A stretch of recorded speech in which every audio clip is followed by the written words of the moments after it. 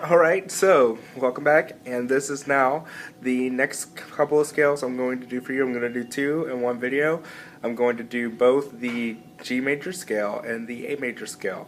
Okay, violins, this is for you. Make sure that when you play this scale, you want to make sure that you're playing first in first position, hopefully, and that you put your fingers in the right spot, because before we talked about how the G major scale is different than that of the D major and the A major as well in its own ways because of the different sharps it has and does not have. So it only has one sharp, and that is F sharp. So which means otherwise on the A string and on the E string your fingers should be close to together if you do not shift.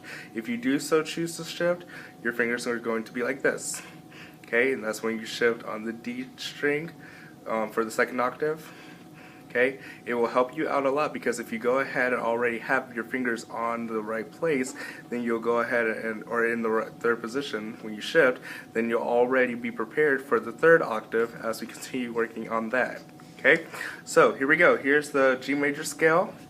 Here we go. 1, 2, 3, 4.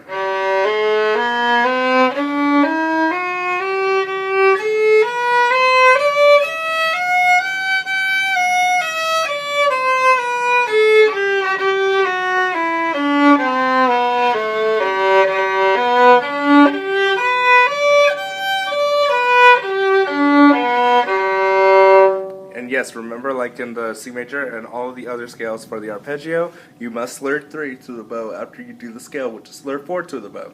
Okay, here is the other option of the G major scale, where you shift on the D string. Okay, here we go.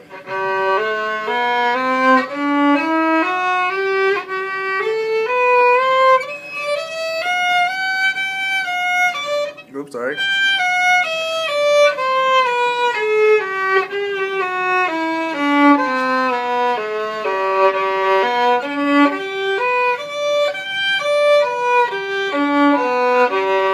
And notice your fingerings are the same, exact same as the violas when theirs is that way too.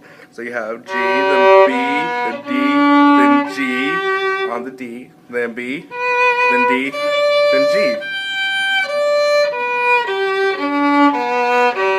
So G, B, D, G, B, D, G, D, B, G, D, B, G. Okay, there you go. That's the 2-octave G major scale and arpeggio. And now I'm going to go ahead and do the D major, because I said I was going to do that one anyway. This one most of you are already familiar with. For those of you who are not familiar with it, especially in the second octave, here it is for you. Make sure that you do shift on the A string. You do not have a choice, because if you don't shift, then you're not going to be able to get to the second octave of the notes. So, here we go.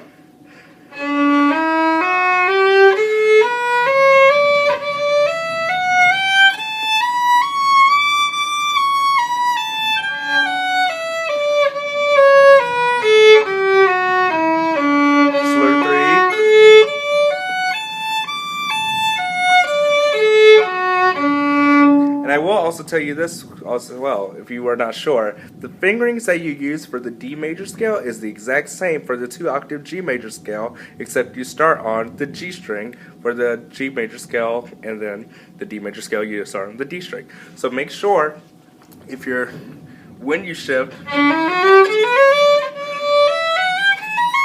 it's the same exact fingering, as you would for the D major scale as the G major scale.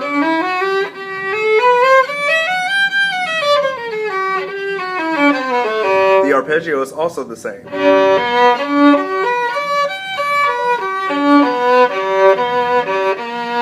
There we go. Alright, so anyway, I hope you enjoyed those. The arpeggios are the same, or not the same, but they're same fingerings for those two scales.